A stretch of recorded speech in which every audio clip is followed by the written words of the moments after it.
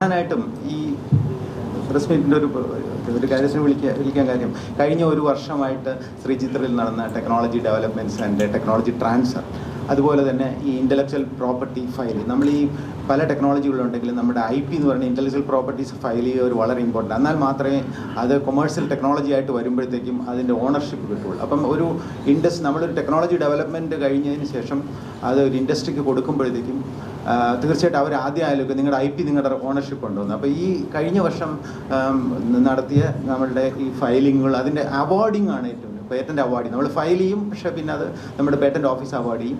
അപ്പോൾ അതായിരിക്കും നമ്മുടെ ഒരു പൊസിഷൻ എന്ന് പറഞ്ഞ ഓരോ ടെക്നോളജി. അപ്പം കൂടാതെ നിങ്ങൾ 6 ടെക്നോളജി കൊടുത്തിട്ടുണ്ട്. അപ്പം എൻ്റെ കൂടെയുള്ളത് ശ്രീ രാജ്കൃഷ്ണനുണ്ട്. He's in charge of the patent authority. അതുപോലെ തന്നെ ഞങ്ങളുടെ കൊളാബറേറ്ററിലായിട്ടുള്ള പ്രൊഫസർ അനീഷ് സാറുണ്ട്. സാറ് ബാട്ടൺ ഹില്ലിലെ പ്രൊഫസറാണ്. അതുകൂടാതെ എൻ്റെ കൂടെയുള്ള ഞങ്ങൾ ഒരുമിച്ച് വർക്ക് ചെയ്യുന്ന സയൻറ്റിസ്റ്റുമാരും കൂടെയുണ്ട്. അപ്പോൾ ഈ 6 ടെക്നോളജികൾ അവർ ബ്രീഫായിട്ട് വന്ന് പറയുകയും ചെയ്യും.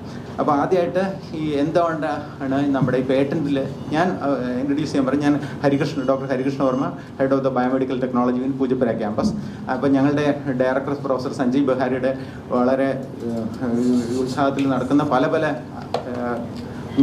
ഇത്തരം ടെക്നോളജി ഡെവലപ്മെൻറ്റ് ആക്ടിവിറ്റികളിലും അതുകൊണ്ട് തന്നെയാണ് ഇത്തരം സ്പീഡായിട്ട് നമുക്ക് ടെക്നോളജി ട്രാൻസ്ഫർ ചെയ്യുക, അതുപോലെ തന്നെ ആ ഇൻഡസ്ട്രിയെ കൊണ്ട് അത് പ്രോഡക്റ്റ് ഉണ്ടാക്കി മാർക്കറ്റിൽ കൊണ്ടുപോകും. അപ്പോൾ ഈ 2 ഉദ്ദേശങ്ങളാണുള്ളത്: technology development, transfer to industry, and they should be able to market this product into the commercial space. അങ്ങനെയാകുമ്പോഴാണ് നമുക്ക് തീർച്ചയായിട്ടും അതിൻ്റെ അഡ്വാൻറ്റേജസ് കാര്യം ഏതാണ്ട് 80% മെഡിക്കൽ ഡിവൈസുകൾ നമ്മൾ ഇമ്പോർട്ട് ചെയ്തുകൊണ്ടിരിക്കുകയാണ്. മെഡിക്കൽ ഡിവൈസ് ആയിക്കോട്ടെ, ബയോമെറ്റീരിയൽസ് ആയിട്ട് വേരിയസ് ആക്ടിവിറ്റീസ്. അപ്പോൾ അത് എത്രയും പെട്ടെന്ന് നമുക്ക് ഇമ്പോർട്ടുകൾ കുറയ്ക്കുവാനാണ് ഇതിൻ്റെ നമ്മുടെ ഇൻഡിജിനസ് ടെക്നോളജി ഡെവലപ്മെൻറ്റ്, അല്ലെങ്കിൽ നമ്മുടെ തന്നെയായിട്ടുള്ള സാങ്കേതിക വിദ്യകളും ഡെവലപ്പ് ചെയ്യും, അത് മാർക്കറ്റിലും കൊമേഴ്സ്യലായിട്ട് കൊണ്ടുവരുന്നു. സോ അപ്പോൾ അതിനു വേണ്ടി ആദ്യമായിട്ട് ഞാൻ ശ്രീ രാജകൃഷ്ണനെ ക്ഷണിക്കുകയാണ്. അദ്ദേഹം ഈ പേറ്റൻറ്റ് ഇതിനെ. Thank you sir. ശ്രീചിത്ര എന്ന് പറയുന്ന കൺസേണിൽ ബയോമെഡിക്കൽ ടെക്നോളജി വിങ് എന്ന് പറഞ്ഞിട്ട് വിങ്ങിൽ ചെയ്യുന്നത് നമ്മൾ ശരീരത്തിനകത്ത് വയ്ക്കുന്ന life saving devices, mostly implants, അതിൻ്റെ ടെക്നോളജി ഡെവലപ്പ് ചെയ്ത് ഇൻഡസ്ട്രിക്ക് ട്രാൻസ്ലേറ്റ് ചെയ്ത് അത് കൊമേഴ്ഷ്യലൈസ് ചെയ്യുക എന്നുള്ളതാണ് നമ്മുടെ മാൻഡേറ്റ്. അപ്പോൾ ഓരോ ടെക്നോളജിയും നമ്മൾ ഡെവലപ്പ് ചെയ്യുന്നതിന് നമ്മൾ പേറ്റൻറ്റ് പ്രൊട്ടക്ഷൻ എടുക്കണം. പേറ്റൻറ്റ് പ്രൊട്ടക്ഷൻ ഇല്ലാത്തതിന് ഇൻഡസ്ട്രീസിന് താല്പര്യം ഉണ്ടാവത്തില്ല. ഇപ്രാവശ്യത്തെ കഴിഞ്ഞ ഒരു ഫിനാൻഷ്യൽ ഇയറിൽ 50 ഗ്രാൻഡഡ് പേറ്റൻറ്റ്സ് ശ്രീചിത്രയ്ക്കുണ്ട്. അപ്പോൾ അത് ഇന്ത്യൻ പേറ്റൻറ്റ് ഓഫീസിൻ്റെ ഒരു 50 ഗ്രാൻഡഡ് പേറ്റൻറ്റ്സ്, പിന്നെ foreign patents USA, South Africa, Brazil തുടങ്ങിയ രാജ്യങ്ങളിലെല്ലാം, യൂറോപ്യൻ യൂണിയൻ തുടങ്ങിയ രാജ്യങ്ങളിലെല്ലാം നമുക്ക് പ്രൊട്ടക്ഷൻ കിട്ടി. അതാണ് ഇതിനകത്തെ ഹൈലൈറ്റ്. ഒരു വർഷം കൊണ്ട് 50 ഗ്രാൻഡഡ് പേറ്റൻറ്റ്സ് കിട്ടുക എന്നുള്ളത് സാധാരണ പ്രാവർത്തികമാകുന്നത് ഭയങ്കര ബുദ്ധിമുട്ടാണ്, പ്രത്യേകിച്ച് ഇംപ്ലാന്റ്സ് ഡെവലപ്മെൻറ്റ് ഏരിയയിൽ. അപ്പോൾ അതാണ് ഒരു ഹൈലൈറ്റ്. അപ്പോൾ നമ്മൾ ഈ പേറ്റൻറ്റ്സ് ഡെവലപ്പ് ചെയ്യാതെ ഒരു ടെക്നോളജിയും കമ്പനി അവർ വാങ്ങില്ല, അത് കൊമേഴ്ഷ്യലൈസ് ചെയ്യാൻ വേണ്ടിയിട്ട്.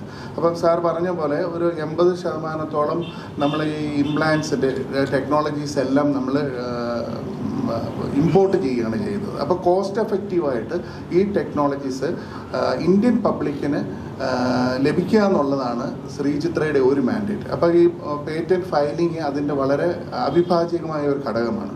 അപ്പോൾ അതിൽ ഒരു ഒറ്റ വർഷം കൊണ്ട് 50 ഗ്രാൻഡഡ് പേറ്റൻറ്റ്സ് എന്ന് പറഞ്ഞു കഴിഞ്ഞാൽ അറ്റൈൻ ചെയ്യാൻ ബുദ്ധിമുട്ടുള്ളൊരു കാര്യമാണ്.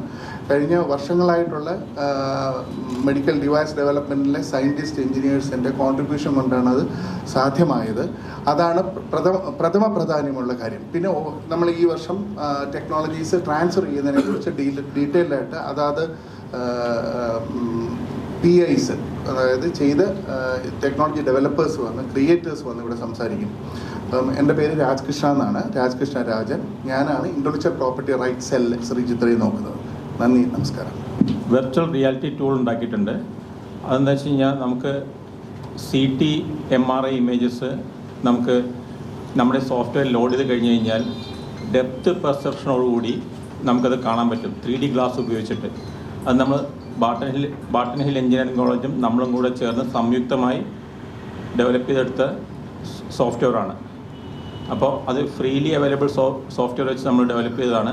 നമുക്ക് നമ്മുടെ ഒരു പേഷ്യൻറ്റിൻ്റെ അനോണിമൈസ്ഡ് ഡാറ്റ നമ്മുടെ സോഫ്റ്റ്വെയറിലേക്ക് ഇട്ട് കഴിഞ്ഞ് കഴിഞ്ഞാൽ അതിനകത്ത് 3D, നമ്മുടെ സാധാരണ സിനിമ തിയേറ്ററിൽ നമ്മൾ കാണുന്ന 3D ഗ്ലാസ് വെച്ചിട്ട് നമ്മൾ നോക്കിക്കഴിഞ്ഞ് കഴിഞ്ഞാൽ ആ CT MRI ഇമേജസിൻ്റെ ഡെപ്ത് അനലൈസിങ് ഉൾപ്പെടെ നമുക്കൊരു 3D എഫക്റ്റോടുകൂടി നമുക്കത് കാണാൻ പറ്റും. ഇപ്പോഴത്തെ നമ്മുടെ പരിമിതി എന്ന് വെച്ച് കഴിഞ്ഞാൽ നമുക്ക് ശ്രീത്രയിലെ ഒരു ഓഡിറ്റോറിയത്തിൽ മാത്രമേ നമുക്കത് കാണാൻ പറ്റുള്ളൂ. അതേസമയം നമ്മളത് പോർട്ടബിൾ ആക്കി കഴിഞ്ഞ് കഴിഞ്ഞാൽ നമുക്കത് ഏതൊരു സ്ഥാപനത്തിൽ വേണമെങ്കിൽ കൊണ്ടുപോയി കാണിക്കാൻ പറ്റും. നമ്മളിപ്പോൾ government medical college Trivandrum, RCC തുടങ്ങിയ സ്ഥലങ്ങളിലെ ഡോക്ടർമാരും സ്റ്റുഡൻസും വന്ന് നമ്മുടെ ഈ സോഫ്റ്റ്വെയർ ഉപയോഗിക്കാറുണ്ട്. അവരുടെ പേഷ്യൻ്റ് ഡാറ്റ കൊണ്ടുവന്നിട്ട് അവർക്ക് സ്റ്റുഡൻസ് ഡിസ്കസ് ചെയ്യാൻ പറ്റും. ഇതാണ് നമ്മൾ നാളെ സർജറി ചെയ്യാൻ പോകുന്ന പേഷ്യൻ്റെ ഡാറ്റ, ഇതിൽ കൂടെ സ്റ്റെൻറ്റ് എങ്ങനെ ഇടാൻ പറ്റും, എത്ര ബ്ലോക്ക് ഉണ്ട്, ആ കാര്യങ്ങളെല്ലാം അവർക്ക് ഈ സോഫ്റ്റ്വെയർ കൂടെ കാണാൻ പറ്റും. ഇതുപോലത്തെ സോഫ്റ്റ്വെയറുകൾ മാർക്കറ്റിലുണ്ട്. എന്നിരുന്നാലും നമ്മുടെ ഇതെന്ന് വെച്ച് കഴിഞ്ഞാൽ വില നമ്മൾ സ്വന്തമായി ഡെവലപ്പ് ചെയ്തതും അതിന് വേറെ ഇൻവെസ്റ്റ്മെൻ്റ് ഒന്നുമില്ല. നമ്മൾ കാശ് കൊടുത്ത് വാങ്ങിയ സോഫ്റ്റ്വെയർ നമ്മൾ ഉപയോഗിച്ചിട്ടില്ല. വളരെ തുച്ഛമായ ഒരു 2 പ്രൊജക്ടർ വെച്ചിട്ട് നമുക്ക് സെറ്റപ്പ് ചെയ്യാൻ പറ്റും. അതിന് മാത്രമേ ചിലവുള്ളൂ. അത് നമ്മളൊരു പ്രൈവറ്റ് കമ്പനിക്ക് നമ്മളതിൻ്റെ കോ ഡെവലപ്മെൻറ്റ് ട്രാൻസ്ഫർ ചെയ്തിട്ടുണ്ട്. എംബഡേറ്റ് എന്നാണ് ആ കമ്പനിയുടെ പേര്. അനാറ്റമി ടീച്ചിങ്ങിന് അത് ഉപയോഗിക്കാൻ പറ്റും. ഇപ്പോൾ MBBS first year students government medical college ട്രിവാൻഡ്രത്തെ ഫസ്റ്റ് ഇയർ സ്റ്റുഡൻസ് വന്നിട്ട് അവർ MBBS അനാറ്റമിക്ക് വേണ്ടിയിട്ട് പഠിപ്പിക്കാൻ അത് ഉപയോഗിക്കാറുണ്ട്. സ്റ്റുഡൻസിനെ വിളിച്ചിട്ട് അവർക്ക് അനാറ്റമി, ഹാർട്ടിൻ്റെയും ബ്രെയിൻ്റെയും കിഡ്നി, ലിവർ, അതിൻ്റെയൊക്കെ അനാറ്റമി പഠിക്കാനും അത് ഉപയോഗിക്കുന്നുണ്ട്. ഇതിനെ കൂടുതൽ റിസർച്ച് ചെയ്തിട്ടുള്ളത് ഡോക്ടർ സച്ചിനാണ്. സച്ചിൻ, ഈ ഒരു ഇൻട്രൊഡക്ഷനിൽ എന്തെങ്കിലും മനസ്സിലായി എന്ന് വിശ്വസിക്കുന്നു. ഇതിൻ്റെ എക്സിസ്റ്റിംഗ് ആയിട്ടുള്ള ഒരു ടൂളുകളുടെ പ്രശ്നം എന്താണെന്ന് പറഞ്ഞു കഴിഞ്ഞാൽ നമ്മളൊരു സ്ക്രീനിൽ കാണുന്ന മാതിരി ഒരു 2D ഇമേജസ് മാത്രമേ അതിനകത്തുനിന്ന് കാണാൻ പറ്റുള്ളൂ. പക്ഷേ ഈ 3D സെറ്റപ്പ് ഉപയോഗിക്കുന്നതുകൊണ്ട് നമുക്കൊരു അതിൻ്റെ ഡെപ്ത് പെർസെപ്ഷൻ കൂടെ കിട്ടും. എന്തെന്ന് പറഞ്ഞു കഴിഞ്ഞാൽ ഇപ്പം ചില സ്ട്രക്ചേഴ്സ് മുമ്പിലായിരിക്കും, ചില സ്ട്രക്ചേഴ്സ് ബാക്കിലായിരിക്കും. നമ്മളൊരു പിക്ചർ കാണുമ്പോൾ അത് ഒരേ പ്ലെയിനിലാണ് അത് സാധാരണ നമുക്ക് കാണാൻ പറ്റുക. ഇത് ആ ഡെപ്ത് പെർസെപ്ഷൻ കൂടെ ഇതിനകത്ത് കിട്ടുമെന്നുള്ളതാണ് ഏറ്റവും വലിയൊരു അഡ്വാൻറ്റേജ്. പിന്നെ റൊട്ടേഷൻ, മുകളിൽ റൊട്ടേറ്റ് ചെയ്യുക, തിരിക്കുക, മറിക്കുക, ബാക്കിലോട്ട് പോവുക, ഈ ഒരു എന്താ പറയുക, ഈ ഒരു ഫങ്ഷൻ അതിനകത്തുണ്ട്. അപ്പോൾ ആ ഒരു ഫ്രീഡം ഉണ്ട്. അപ്പോൾ കുറച്ചും കൂടെ ബെറ്റർ ആയിട്ട് മനസ്സിലാക്കാൻ പറ്റും. ഇൻപുട്ട് എന്ന് പറയുന്നത് പേഷ്യൻറ്റിൻ്റെ CT ആണ്. അപ്പോൾ ഒരു സർജറിയുടെ മുന്നേ ഒരു CT എടുത്തിട്ട് ആ CT ഉപയോഗിച്ചിട്ട് എന്താണ് ആക്ച്വൽ പ്രശ്നം എന്നുള്ളത് കൃത്യമായി കാണാൻ പറ്റും. അത് ഡിസ്കസ് ചെയ്യാൻ പറ്റും. അതാണ് പറഞ്ഞത് പ്രീ സർജിക്കൽ പ്ലാനിങ്. അതിന് വേണ്ടിയിട്ട് ഈ ടൂള് സഹായിക്കും. പിന്നെ നോർമൽ പേഷ്യൻറ്റിൻ്റെ CT എടുക്കുകയാണെന്നുണ്ടെങ്കിൽ MBBS പിള്ളേർക്ക് അനാട്ടമി പിടിക്കും. അനാട്ടമി എന്ന് പറഞ്ഞു കഴിഞ്ഞിട്ടുണ്ടെങ്കിൽ ഇതിൻ്റെ ഓരോ ഓർഗൻസിൻ്റെ സ്ട്രക്ചറും ഫങ്ഷനും സ്ട്രക്ചറെല്ലാം മനസ്സിലാക്കുന്ന ഒരു സബ്ജക്റ്റാണ്. അപ്പം ആ അനാട്ടമി ടീച്ചിങ്ങിന് വേണ്ടിയിട്ട് ഈ ടൂള് വളരെ യൂസ്ഫുള്ളാണ്. അപ്പോൾ ആ ഡെപ്ത് പെർസെപ്ഷൻ അതാണ് ഇതിൻ്റെ ഒരു ഹൈലൈറ്റ്.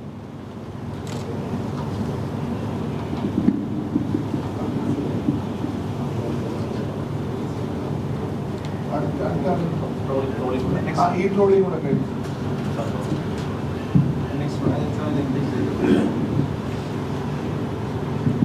എൻ്റെ പേര് അനീഷ് കെ ജോൺ.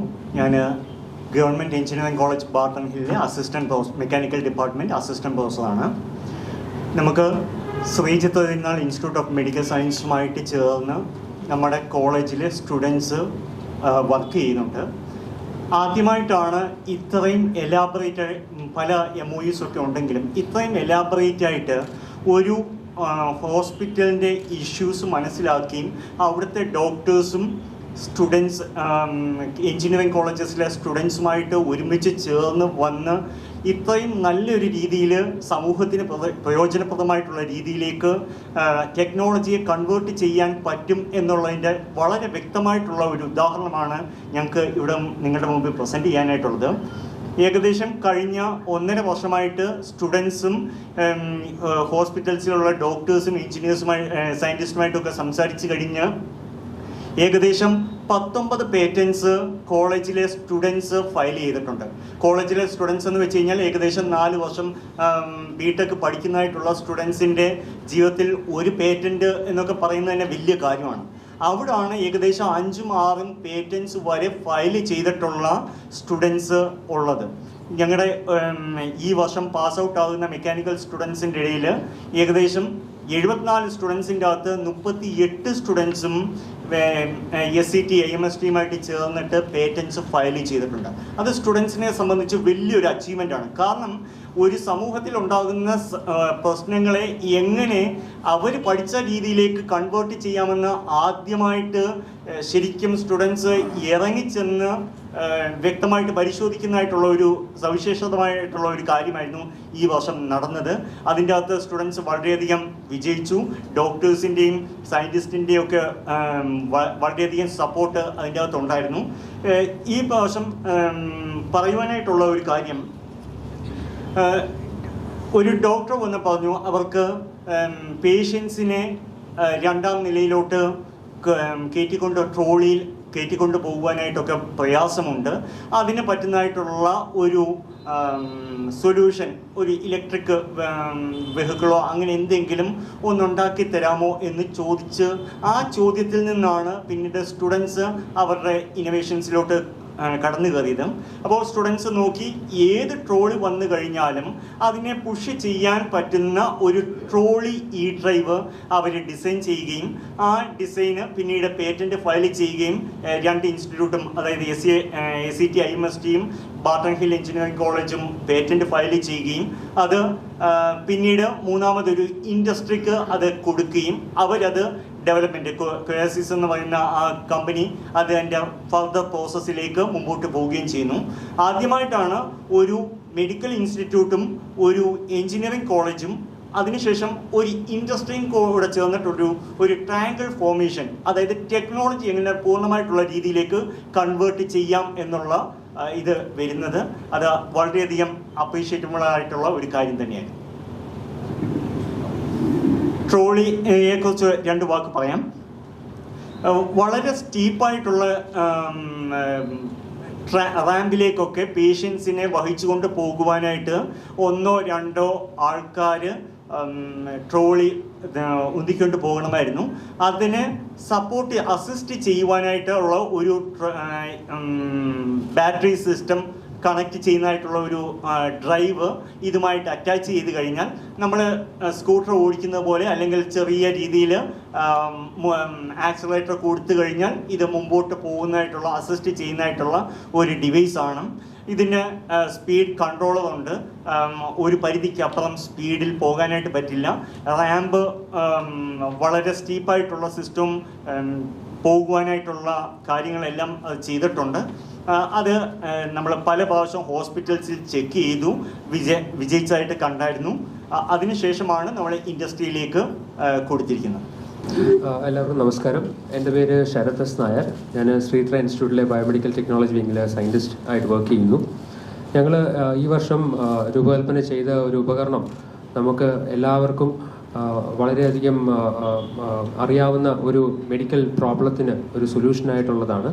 നമുക്കെല്ലാവർക്കും അറിയാം, ലോകത്തിലെ ഏറ്റവും കൂടുതൽ അസുഖം സംബന്ധിച്ച് മരണമായിട്ട് വരുന്നത് ഹൃദയ സംബന്ധമായ അസുഖങ്ങൾ കാരണമാണ്.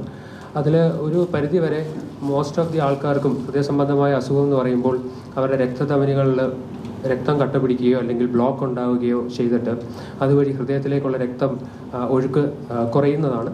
അങ്ങനെയാണ് നമ്മൾക്ക് ഉടൻ തന്നെ ഹോസ്പിറ്റലിലേക്ക് എത്തുകയും ഒരു 10-15 മിനിറ്റിൻ്റെ സമയത്തിനുള്ളിൽ തന്നെ അവരെ നമുക്ക് രക്ഷപ്പെടുത്തേണ്ടതായിട്ടുള്ളൊരു ആവശ്യകതയും കൂടെ വരുന്നു.